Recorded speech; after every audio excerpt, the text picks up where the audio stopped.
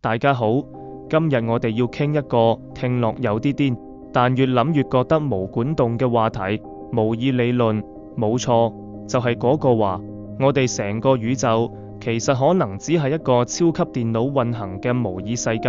聽落好似戲咁，但越來越多物理學家、哲學家，甚至科技界大佬都話呢個假設唔可以掉以輕心。而今日我想同大家分享18個可疑到唔講都唔得嘅現象，可能係指向同一件事。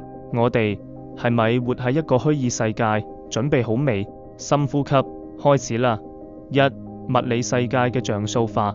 大家諗下，喺電腦世界，所有嘢都係由像素組成，但原來我哋真實世界都差唔多。物理學話，物質唔可以無限細，去到最底層係普朗克長度，再細冇啦，資訊無法存在。呢個感覺好似宇宙入面嘅最低畫質設定，係咪好似遊戲嘅 resolution 一樣？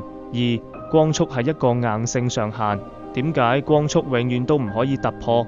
有冇諗過，其實佢係系統限制，就好似遊戲角色跑得再快，都唔會超越引擎計算速度。宇宙話唔好再快啦，再快我算唔切。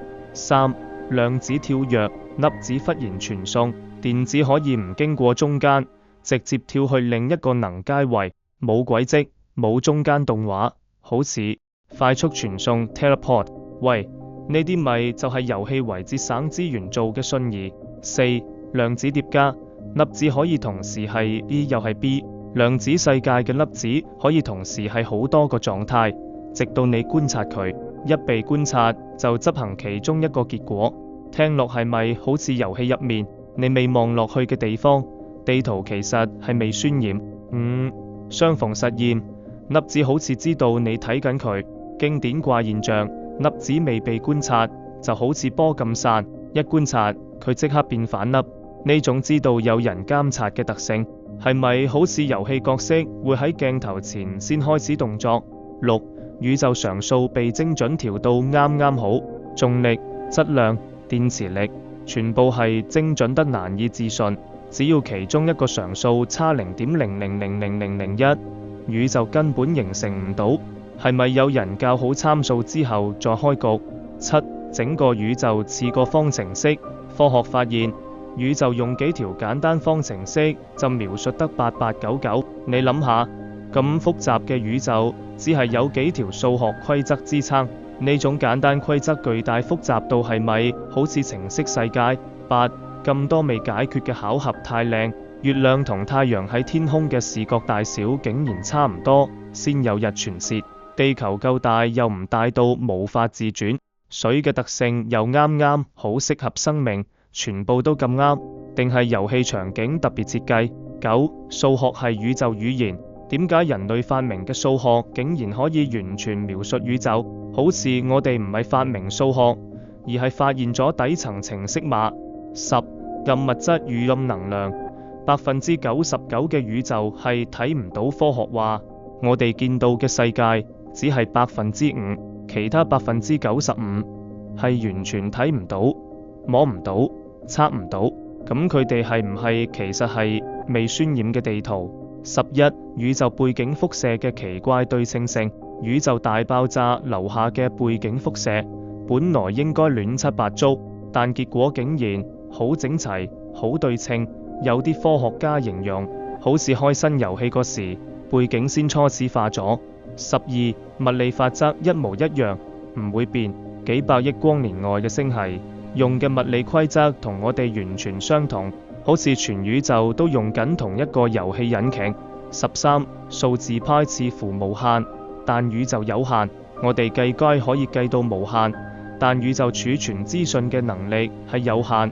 換句話講，某個位之後，派理論上可能唔存在，即係話精度有限制，好似浮點數誤差。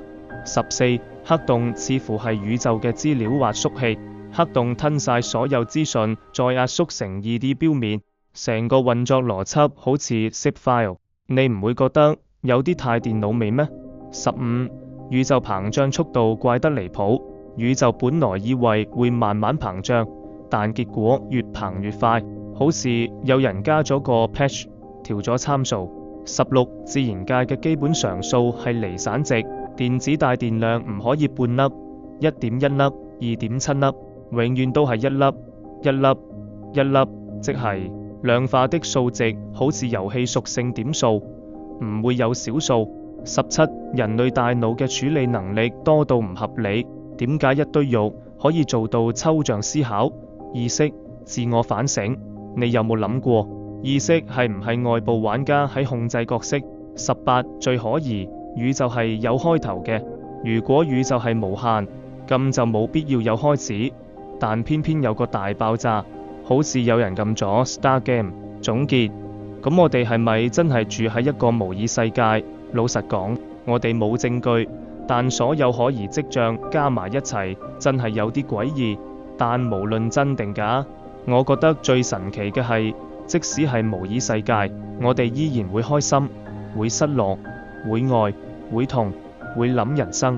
呢啲感受係任何設定都抹唔走。可能宇宙問我哋嘅真正問題唔係呢個世界係真定假，而係你喺呢個世界入面點樣活。大家諗下啦，下次再同大家一齊探索宇宙嘅奇怪秘密。